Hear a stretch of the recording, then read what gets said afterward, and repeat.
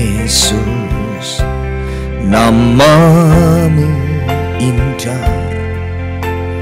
Yesus, ku cinta kau selalu, ku tinggikan, ku agungkan selamanya. Sama-sama katakan Yesus. Yesus, kau sungguh baik. Yesus, namamu indah. Yesus, ku cinta kau selalu, ku tinggikan, ku agungkan selamanya. Ku mau memujimu, ku selalu pujimu. Ku mau menyembahmu, ku selalu sembahmu.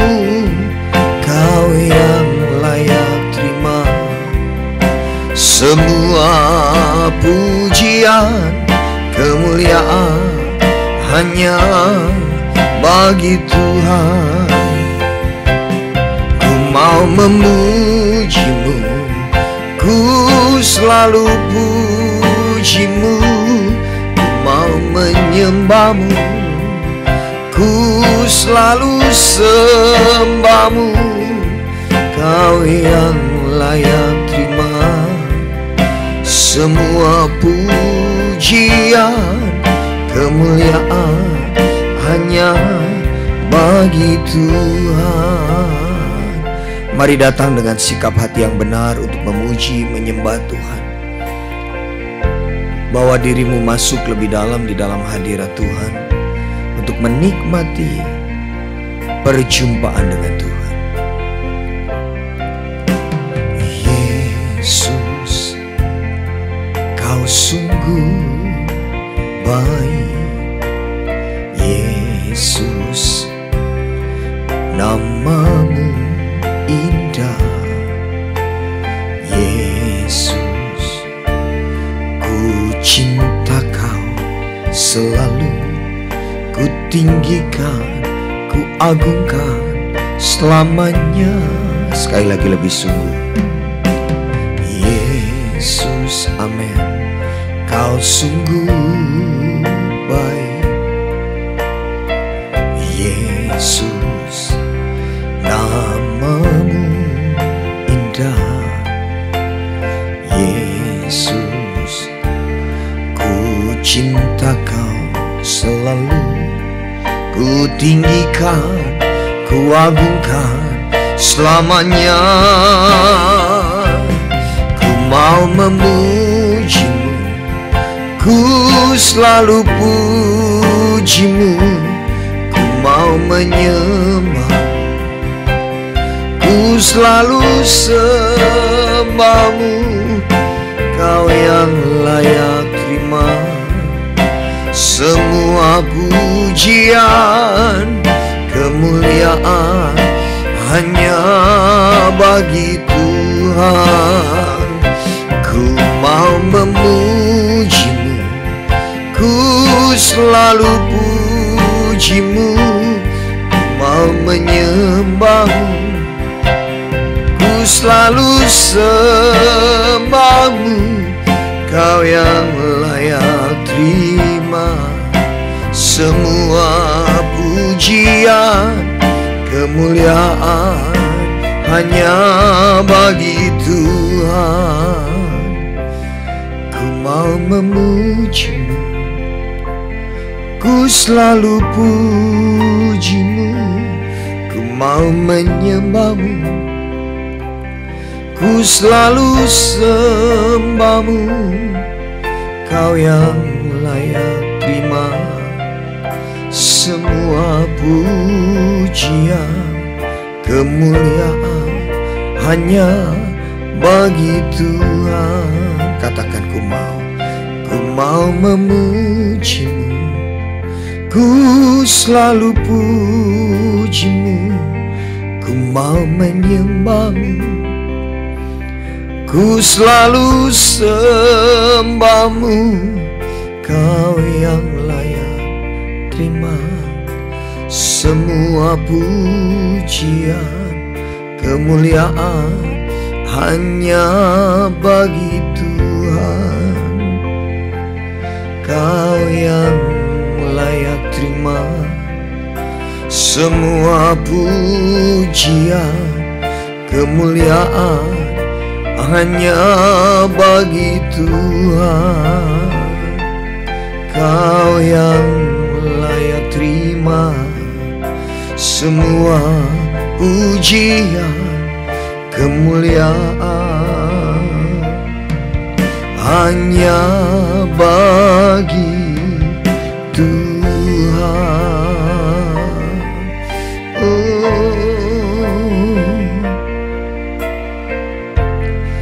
Kemuliaan bagimu Tuhan, Kau yang layak terima pujian, Kau yang layak disembah, hanya Engkau Tuhan. Oh, kami bersyukur sebab kasih setiamu, sebab kebaikanmu nyata di dalamku. Haleluya. Terima kasih Tuhan, terima kasih Yesus. Haleluya. Kami bersyukur Tuhan, kami bersyukur sebab kasih setiamu. Oh, sha-na-na-na-na-na-mu. Oh, haleluya, haleluya.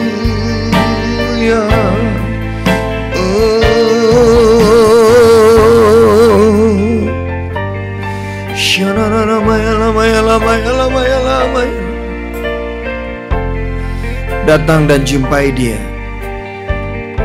Datang bawa seluruh persembahanmu, yaitu hidupmu, pujianmu, ucapan syukurmu. Menyembah dengan segenap hatimu, dengan segenap kekuatan, dengan segenap akal budimu. Sembah Tuhan, sembah Tuhan, sembah Dia. Sembahlah Tuhan selamanya. Kiraraba syakara lamaya lamaya lamaya lamo. Kianara lamaya si.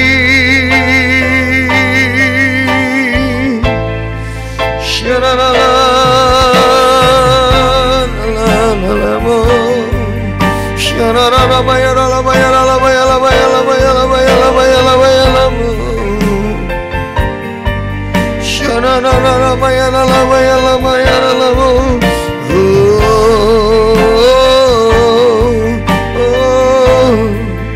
Haleluya.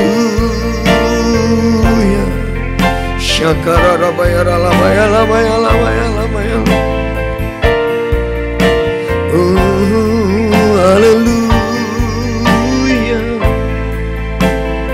Syara rabaya rabaya rabaya.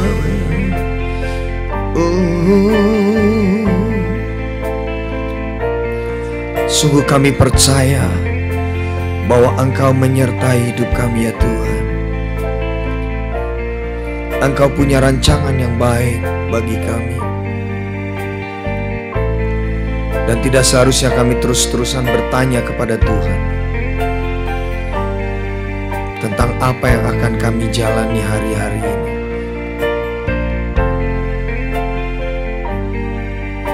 Tidak perlu banyak bertanya kepada Tuhan tentang apa yang akan terjadi hari esok, masa depan kami. Sebab seharusnya kami tahu baik, punya rencana yang indah. Terima kasih Tuhan. Kami percaya dan terus mempercayakan hidup kami kepadamu. Biarlah terus kami hidup di dalam kebenaran-Mu ya Tuhan, di dalam anugerah-Mu. Bawa setiap kami untuk semakin dekat kepadamu ya Tuhan. Semakin dekat hanya kepadamu. Terima kasih Yesus yang baik.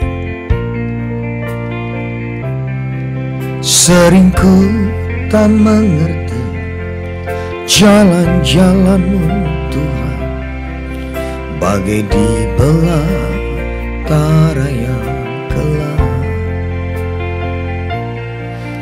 Tanpa seribu tanya, namun tetap percaya, jejak-Mu Tuhan sungguh sempurna.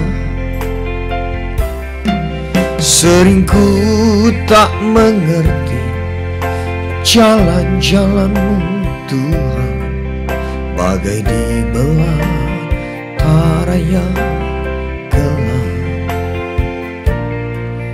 Tanpa seribu tanya, namun tetap percaya, jejak-Mu Tuhan sungguh sempurna.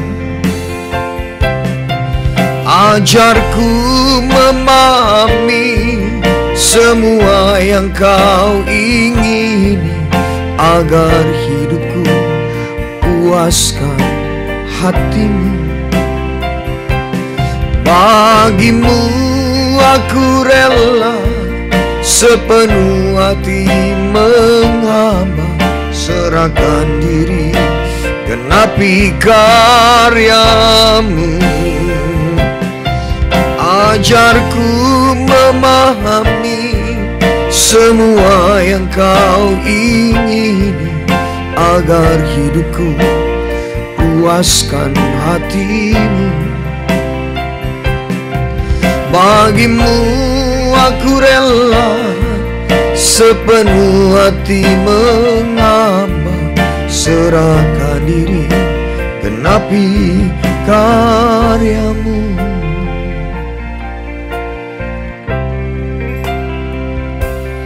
Sering ku tak mengerti jalan-jalan-Mu Tuhan, bagai di belantara yang gelap.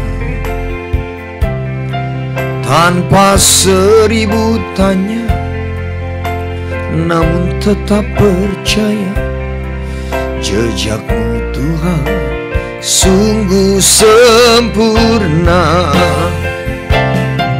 Ajarku memahami semua yang Kau ingini, agar hidupku puaskan hati-Mu. Bagi-Mu aku rela sepenuh hati menghamba, serahkan diri, genapi karya-Mu. Ajarku memahami semua yang Kau ingini, agar hidupku puaskan hati-Mu. Bagi-Mu aku rela sepenuh hati menghamba, serahkan diri, genapi karya-Mu. Tuhan, kami bersyukur kalau pagi hari ini kami boleh datang kepadamu untuk menyembah-Mu. Dan kami juga ingin mendengarkan pesan-pesan-Mu untuk kami, karena firman-Mu adalah kekuatan. Firman-Mu adalah hikmat untuk kami dapat hidup berkenan kepada Tuhan. Kami menyambut firman-Mu dan kami siap untuk mendengar. Terpuji nama-Mu Tuhan, di dalam nama Tuhan Yesus. Haleluya. Amin. Shalom semuanya, ini adalah edisi yang keempat dari Mesbah Doa Pagi. Dan jangan lupa nanti malam ada ibadah malam worship night Saya akan menyampaikan tentang persiapan untuk memasuki pandemi yang kedua. Kita mau belajar dari kedisiplinan Tuhan Yesus di dalam berdoa. Kita membaca di dalam Markus 1 ayat 35 berkata begini. Pagi-pagi benar waktu hari masih gelap. Ia bangun dan pergi keluar. Ia pergi ke tempat yang sunyi dan berdoa di sana. Dikatakan pagi-pagi benar waktu hari masih gelap. Jadi kemungkinan Tuhan Yesus berdoa pukul 4 atau 5 pagi karena dikatakan bahwa waktu hari masih gelap. Para tokoh-tokoh iman yang ditulis di dalam Alkitab, juga para hamba-hamba Tuhan yang ada di dalam zaman ini, mereka semua orang-orang besar yang dipakai Tuhan dengan luar biasa adalah orang-orang yang menghabiskan waktunya di dalam doa. Mereka semuanya membayar harga untuk hidup, untuk pelayanan, untuk segala sesuatu yang mereka kerjakan. Mereka membayar harganya di ruang doa. Kita perlu meneladani setiap tokoh-tokoh Alkitab yang telah ditulis supaya kita belajar dari hidup mereka. Tuhan menulis kehidupan mereka, kegagalan dan keberhasilan, supaya kita tahu rahasia-rahasia keberhasilan mereka dan apa yang membuat mereka gagal, supaya kita tidak perlu mengulangi kejadian yang sama. Kita belajar dari kegagalan mereka supaya kita tidak mengalami kegagalan yang sama, tetapi kita bisa mempelajari jalan-jalan hidup mereka, bagaimana mereka berhasil. Dari Musa, dari Daud, dari semua tokoh-tokoh Alkitab, Abraham, Daniel, disebutkan mereka semua adalah seorang pendoa yang menghabiskan waktunya di ruang doa. Bahkan Tuhan Yesus sendiri, anak Allah, dia adalah Allah itu sendiri, dia pun pada waktu menjadi manusia, dia waktu tinggal di dunia ini, dia juga hidup di dalam doa. Setiap pagi dia berhadapan dengan Bapaknya dan setelah selesai pelayanan selalu dikatakan dia pergi untuk menyendiri. Dia menyendiri dengan Bapaknya. Rahasia kemenangan orang Kristen adalah di lututnya. Keberhasilan orang Kristen adalah dimulai dari menang di ruang doa. Itu sebabnya kita kemarin hari Selasa yang lalu, di hari Selasa minggu yang lalu kita belajar bagaimana saya menyampaikan bagaimana kita harus bekerja sama dengan Tuhan. Di dalam 1 Korintus 3 ayat 6 berkata, Aku menanam, Apolos menyiram, tetapi Allah yang memberi pertumbuhan. Karena itu yang penting bukanlah yang menanam atau yang menyiram, melainkan Allah yang memberi pertumbuhan.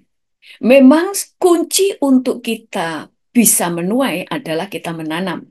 Harus ada benih yang kita tanam dan kita harus merawatnya dengan menyiram. Itu harus, karena kalau kita tidak menanam, kita tidak akan pernah menuai. Tetapi firman Tuhan berkata bahwa yang penting bukan yang menanam atau yang menyiram, melainkan Allah yang memberi pertumbuhan. Kita semuanya harus menanam, kita harus menabur, kita harus menyiram. Tetapi tanpa kita mengandalkan Tuhan, bisa jadi apa yang kita tanam tidak menghasilkan atau hanya menghasilkan sedikit. Karena kunci kita menang di ruang doa adalah supaya anugerah Tuhan turun atas kita. Peperangan rohani bukan dimulai dari doa keliling.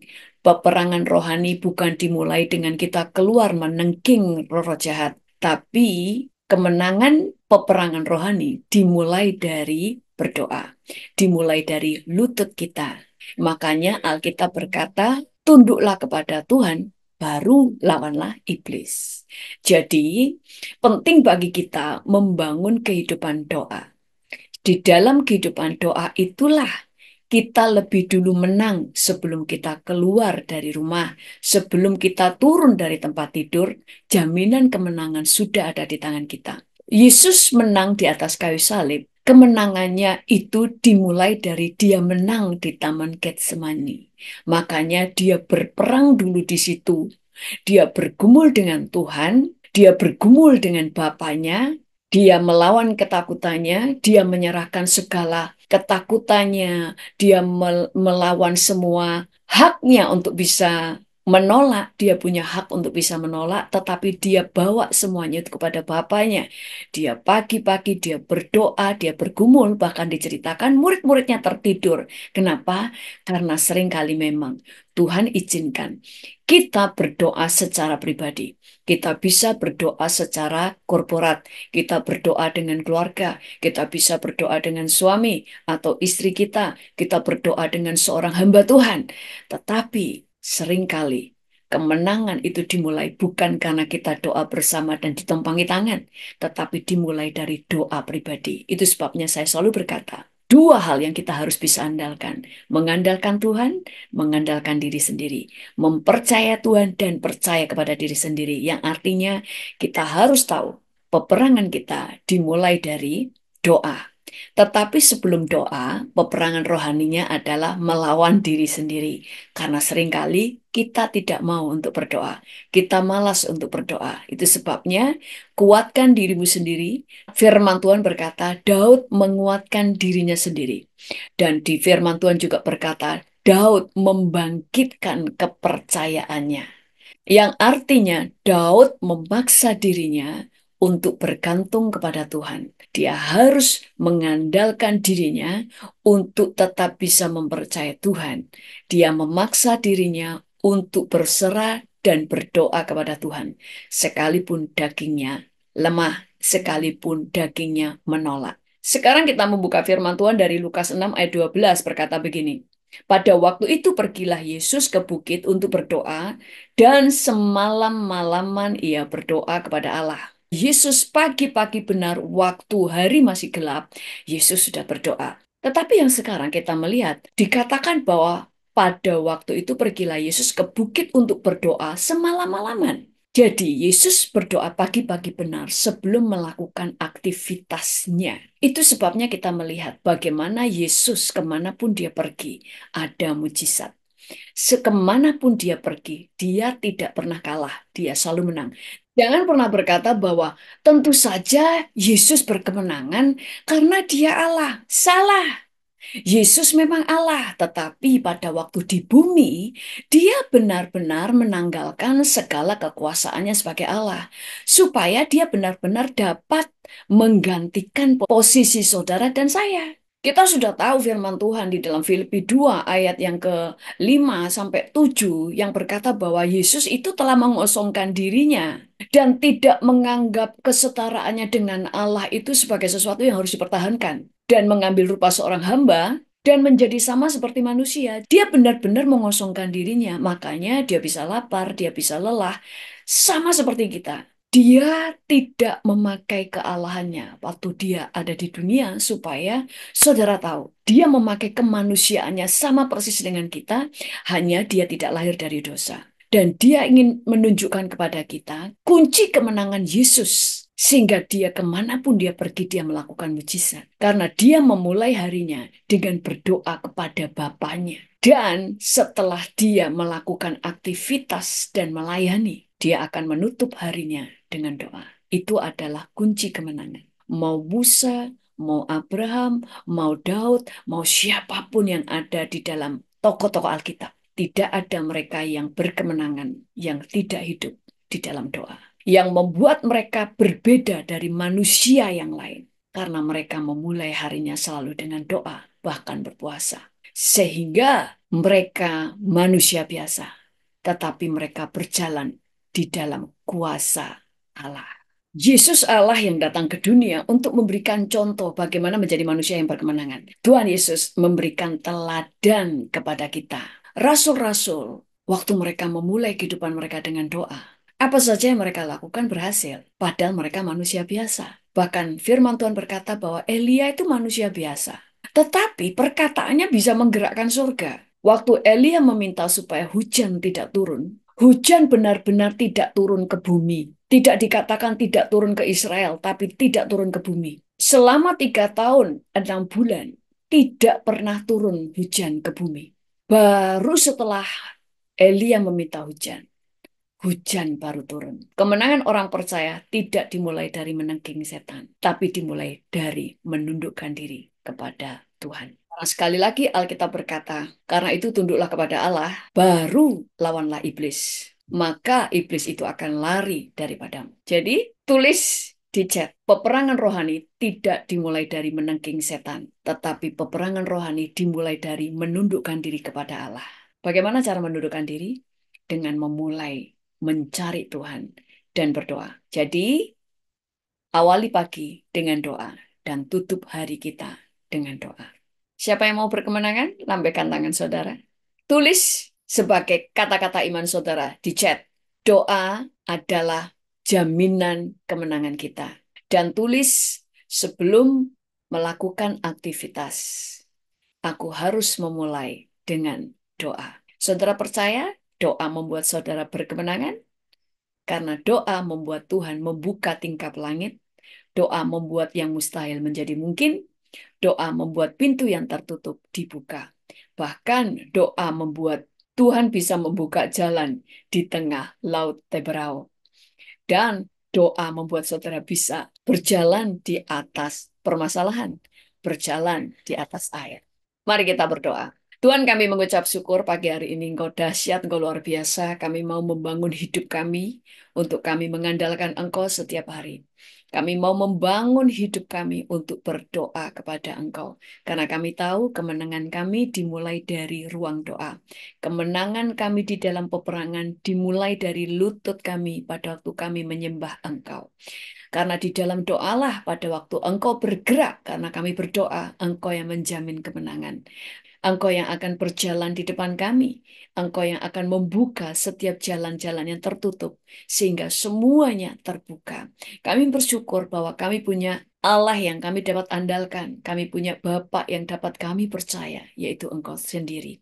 Kami mengucap syukur kepadamu Tuhan Yesus, dan saat ini kami berdoa untuk semua yang hadir di pagi hari ini. Pada waktu mereka mengikuti Tuhan, ibadah mesbah doa pagi, membuktikan mereka mencari Engkau di pagi hari. Tuhan, Kau memberkati setiap anak-anak-Mu Tuhan yang pagi-pagi sudah datang kepadamu untuk pujian penyembahan dan mendengar firman Tuhan.